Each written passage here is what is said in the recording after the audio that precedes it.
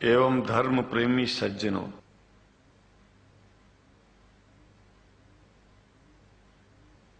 भगवान की जब कृपा होती है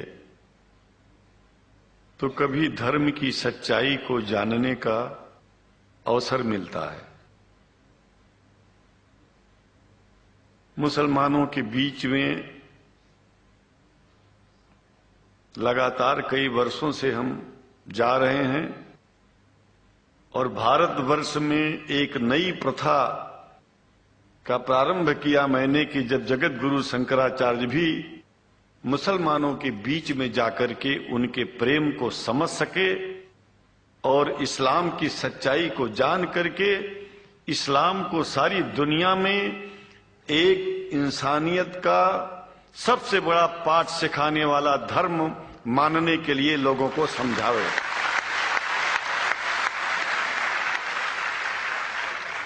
जब लोग इस्लाम को बेदर्द, मुसलमान को बेदर्द, तलवार के जोर पर चलने वाला धर्म बताते हैं तो अगर शायद धरती में कोई दुखी होता होगा तो सबसे ज्यादा दुख मुझको होता है। ये न सच्चाई है और न कभी ये सच्चाई हो सकती है। जिस इस्लाम ने पहला कलमा ही कुरान शरीफ का ये बताता है कि नहीं है इबादत के काबिल सिवाय परमात्मा के और कोई, ला इलाहा इल्लल्लाह मोहम्मद रसूल अल्लाह। भला आप बताइए, वेदों का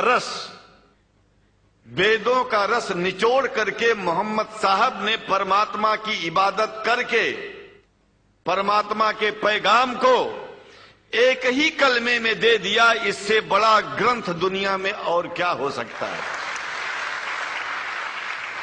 अगर कुरान के पहले कलमे को ही पढ़ करके हिंदू अपने धर्म का पालन करना चाहे तो उससे बड़ा धर्मात्मा शायद कोई नहीं होगा।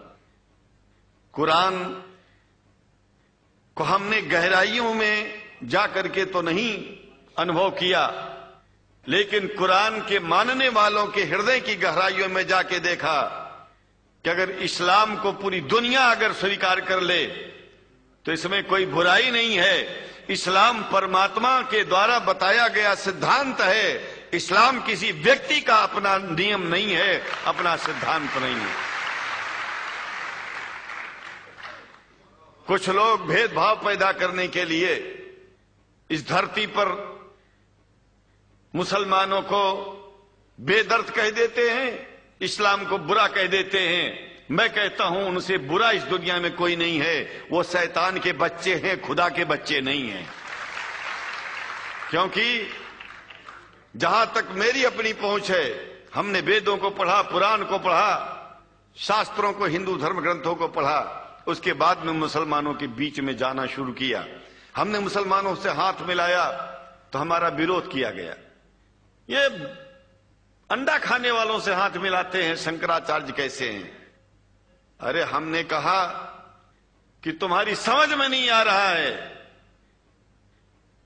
वो 5 बार इबादत कर लेते हैं खुदा की, तुम घास खाते हो और एक बार भी इबादत नहीं करते हो, तो तुमसे बड़ा अधर्मी दुनिया में कौन है? तुम अपने अधर्म को देखो।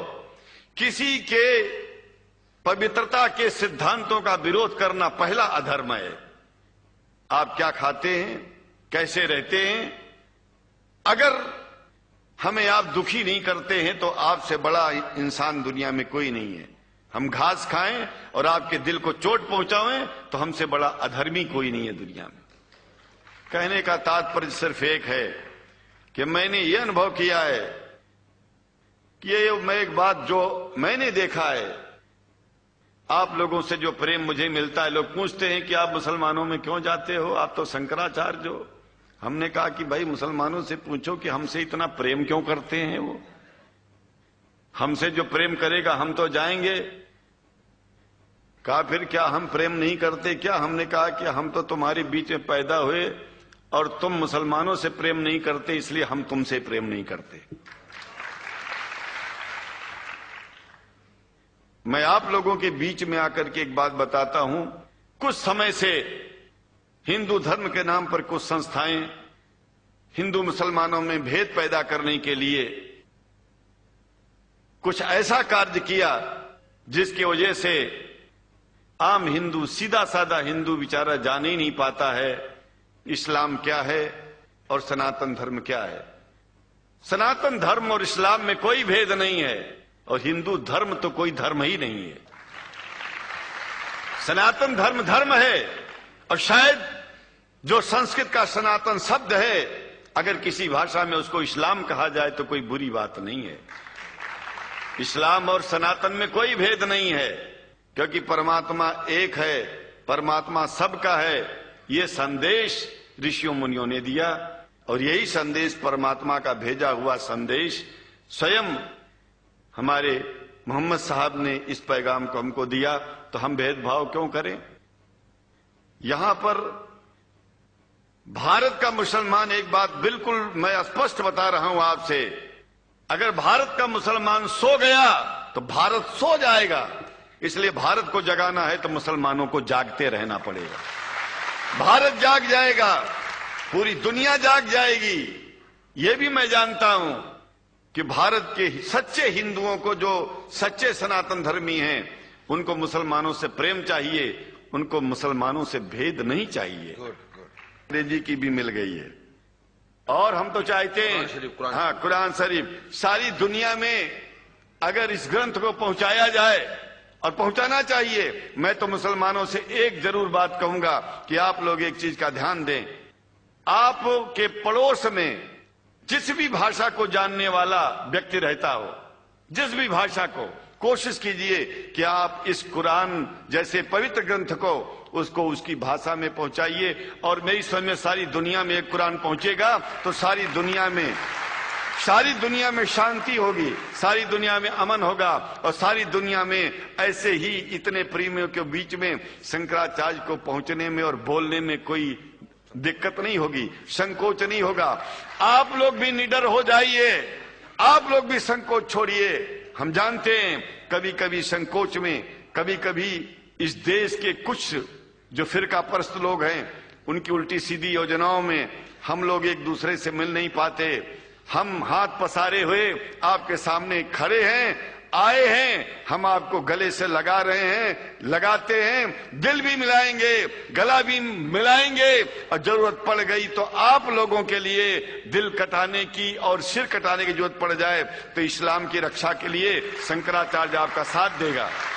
क्योंकि शंकराचार्य जानते हैं इस्लाम धोखा नहीं है, शंकराचार्य जानते हैं इस्लाम बर्बादी का रास्ता नहीं है। शंकराचार्य को पता है कि जो वेद में लिखा है वही कुरान में लिखा है, इसलिए हमारा धर्म नहीं छूटेगा, हमारा धर्म और आगे बढ़ेगा। अगर हम मुसलमानों को अपना सगा मानते हैं तो मुसलमान परमात्मा का बनाया है, आदमी का नहीं। हिंदू जो अपने को कहते हैं वो भी जान लें कि वो परमात्मा के बनाए हैं, तो मुसलमानों से भेदभाव करना बंद कर दें और हमारी तरह सबसे प्रेम करें। डॉक्टर लखना साहब, देखिए मैं अपरिचित था, जानता नहीं था और मैं बड़ा प्रसन्न हूं कि वो समय निकाले और यहाँ आए। उनको तो मैं धन्यवाद क्या दूं, मैं तो ये चाहूंगा कि परमात्मा उनको शक्ति दे कि हम लोगों को सबको ऐसे ही सुंदर दिव्य बड़ी सभाओं में संबोधित करते हुए और हम लोगों के ऊपर वो स्वयं कृपा बनाए रखें और हम उनके साथ रहेंगे, जहां भी जरूरत होगी सदा जीवन में उनका साथ देते रहेंगे। इन्हीं शब्दों के साथ जीवन में अब जब भी याद करेंगे, जब तक मेरा शरीर है, हम आपकी सभाओं में आते रहेंगे। ओम शांति शांति शांति।